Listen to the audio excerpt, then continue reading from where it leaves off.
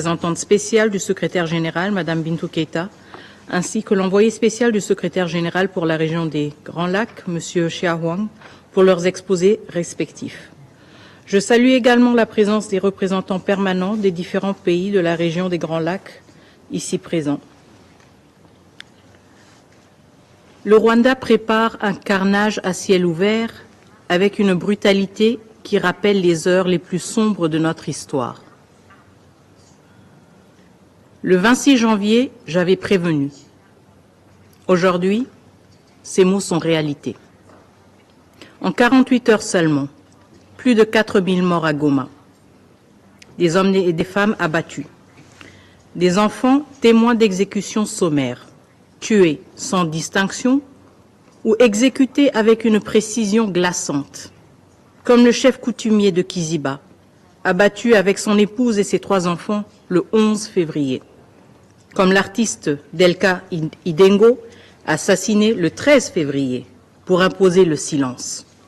Et ce que nous n'avons pas, ce que nous ne savons, n'est qu'une infime partie de l'horreur qui nous parvient. Mais l'horreur ne s'arrête pas aux exécutions. À Goma, la vie est suspendue, prise en otage par la guerre. Plus de 4500 blessés ont afflué vers des hôpitaux débordés.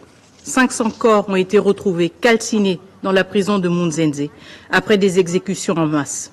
Chaque jour, la Croix-Rouge et le CICR ramassent des cadavres dans les rues, tandis que les morgues dépassent leurs capacités. Dans des camps de fortune, les cas de Mpox, choléra et rougeole se propagent, menaçant des milliers de déplacés sans accès à l'eau potable. Ceux qui survivent risquent de mourir autrement, sans aide, sans soins, sans évacuation. Les humanitaires sont pris pour cible, l'accès aux sinistrés bloqué. Voilà ce qui se passe quand un groupe terroriste prend le contrôle d'une ville et impose son administration criminelle sous le regard de ce Conseil. Ce Conseil qui observe, ce Conseil qui condamne, mais ce Conseil qui n'agit pas. Et maintenant, Bukavu. Même scénario. Pillage, hôpitaux détruits, routes coupées. Une guerre qui tue aussi par la faim et la privation des soins. Mais là encore, ce n'est pas suffisant pour ceux qui mènent cette campagne de terreur. À la privation s'ajoute l'exécution. À l'effondrement humanitaire s'ajoute la barbarie. Hier, le 18 février, le Haut Commissariat aux droits de l'homme a rapporté que des exécutions d'enfants auraient été perpétrées par la coalition RDF M23. Oui, des enfants, abattus comme des cibles. Que reste-t-il de l'humanité lorsque même les plus jeunes, les plus innocents sont exécutés? Monsieur le Président, nous avons entendu cette formule devenue un refrain commode des solutions africaines pour des problèmes africains, mais qui ose encore s'en servir aujourd'hui comme prétexte à l'inaction. La communauté de développement de l'Afrique australe, SADC, et la communauté économique des États d'Afrique centrale, CEAC, ont unanimement condamné la présence rwandaise sur notre sol. Ce fait n'est plus contesté. 2 sous-régions, la SADC et l'EAC, ont tenu des réunions conjointes pour adopter des mesures urgentes, y compris un cessez-le-feu. Quant à l'Union africaine, son Conseil de paix et de sécurité, réuni au niveau des chefs d'État le 14 février, a appelé au retrait immédiat de toutes les forces étrangères non invitées de la RDC. En d'autres termes, le Rwanda. Le Rwanda et le M23 ont répondu et continuent de répondre par la violence, par la terreur. Face à l'aggravation rapide de la situation, de nombreux acteurs ont réagi en faisant ce qu'ils savent faire de mieux. Documenter les violations des droits de l'homme, ouvrir la voie à des poursuites pénales, poser des actes forts, mais essentiellement réactifs. Nous saluons la récente décision du Conseil des droits de l'homme de l'ONU d'ouvrir une enquête sur les exactions dans l'Est de la RDC, ainsi que l'appel de la CPI à recueillir des éléments de preuve sur ces crimes pour traduire les responsables en justice. Nous appuyons également la résolution du Parlement européen demandant la suspension de l'accord sur les matières premières entre l'Union européenne et le Rwanda, signé en février 2024, alors que Kigali armait le M23. Mais ce Conseil, toujours inactif, est le seul capable d'empêcher de nouveaux massacres et l'expansion de l'occupation. Il lui revient d'adopter des mesures robustes qui non seulement arrêtent les violences perpétrées par les troupes rwandaises et leurs supplétifs du M23, mais aussi mettent un coup d'arrêt au soutien d'un État membre de l'ONU à un groupe terroriste cherchant à renverser un gouvernement légitime et démocratiquement élu. Ce conflit ne se limite pas aux violences militaires, au pillage de nos ressources ou au dépeuplement de nos territoires. C'est un projet politique porté par le Rwanda à travers le M23 et l'AFC visant à renverser notre régime par la force. Mais la République démocratique du Congo a fait le choix de la démocratie. Une démocratie en construction, certes, mais la nôtre. Nous avons choisi la liberté sous un régime civil et non la soumission aux armes. Nul ne peut nous arracher ce choix, surtout pas un régime qui, depuis 3 décennies, s'efface derrière un homme qui confond l'État avec son pouvoir personnel. Ce contraste est saisissant. D'un côté, un peuple qui bâtit son avenir sur la volonté populaire, de l'autre, un régime qui ne survit que par la force, l'intimidation et la répression. Aujourd'hui, ce modèle de gouvernance par la peur tente de s'imposer chez nous. Ce n'est pas seulement une guerre pour un territoire, mais une guerre contre notre choix souverain d'un avenir différent. Le M23 et ses soutiens rwandais cherchent à imposer par les armes ce que les urnes ont rejeté. Mais le peuple congolais dit non. Un peuple dont l'âge moyen est de moins de 25 ans, un peuple marqué par la guerre et les promesses ajournées, mais qui refuse la loi des armes. Il veut choisir ses dirigeants dans les urnes et non sous la menace des canons. Il refuse d'être la génération sacrifiée d'une violence imposée de l'extérieur.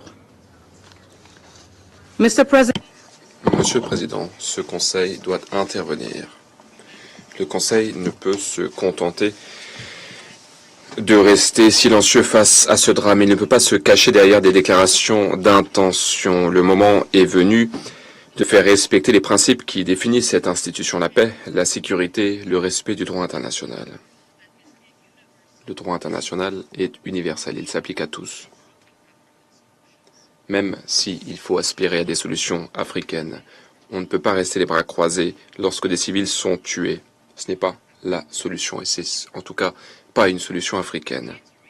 Nous réitérons qu'il y a urgence à prendre des mesures. Nous exigeons une action immédiate. Le Conseil de sécurité doit tout d'abord exiger que le Rwanda cesse les hostilités. Il faut exiger le retrait des troupes rwandaises du territoire de l'RDC. Ces forces ont foulé aux pieds le droit international, entraînant dans leur sillage la mort, la dévastation. Elles ont violé notre souveraineté. Leur retrait n'est pas négociable. Ce retrait est impératif. Deuxièmement, le Conseil de sécurité doit imposer des sanctions ciblées, notamment des gels d'avoirs, des interdictions de voyager pour la structure de commandement des forces de défense rwandaises, ainsi que les décideurs politiques qui sont responsables de cette agression, y compris ceux qui prétendent ne pas savoir où se trouvent leurs propres troupes. Il y a des milliers de soldats rwandais qui dirigent les opérations du M23 dans notre pays, alors que le président du Rwanda se contente de nier et d'affirmer « je ne sais pas ». Mais vous, les membres du Conseil, vous savez, nous savons tous, les survivants qui ont dû enterrer 4000 corps à Goma savent, et à Goma, ces tombes portent un témoignage. Troisièmement, le Conseil de sécurité doit imposer une interdiction totale sur l'exportation de tous les minerais depuis le Rwanda, notamment le coltan et l'or, pour mettre un terme au pillage de nos ressources. La RDC a pris des mesures.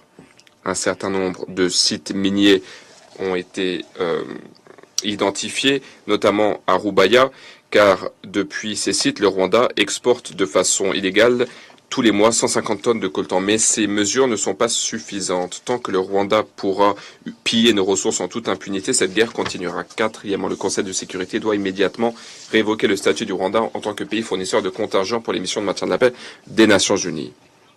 Un pays qui assiège les bases de la MONUSCO, qui cible les avions de la mission, qui lance des attaques meurtrières contre les casques bleus, qui par la suite utilise le rapatriement de casques bleus décédé en tant qu'outil de négociation, ce pays a foulé au pied les principes du maintien de la paix. C'est une contradiction qui sape la crédibilité même des Nations Unies. Le statut du Rwanda doit donc être révoqué sans délai. Cinquièmement, le Conseil de sécurité doit imposer un mécanisme de notification et de signalement pour toute vente ou tout transfert d'armes vers le Rwanda.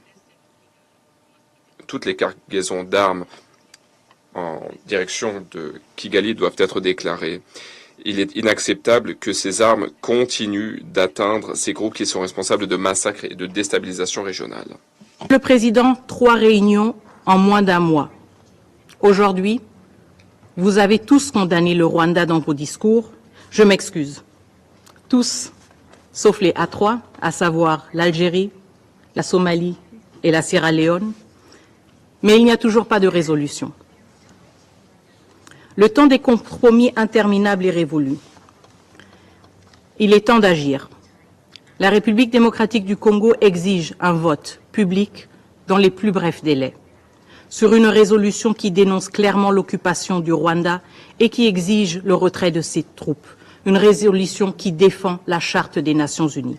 Assez de prétextes, assez de relativisme culturel derrière lequel se cache un attentisme aux conséquences tragiques. Que chacun assume sa position au grand jour. Monsieur le Président, Excellences, Mesdames et Messieurs les membres du Conseil, il est temps de voter. Je vous remercie. Je remercie Son Excellence, Madame Wagner, de son intervention. Je donne maintenant la parole au représentant du Rwanda. Thank you, Mr. Merci, Monsieur le Président, de me donner la parole.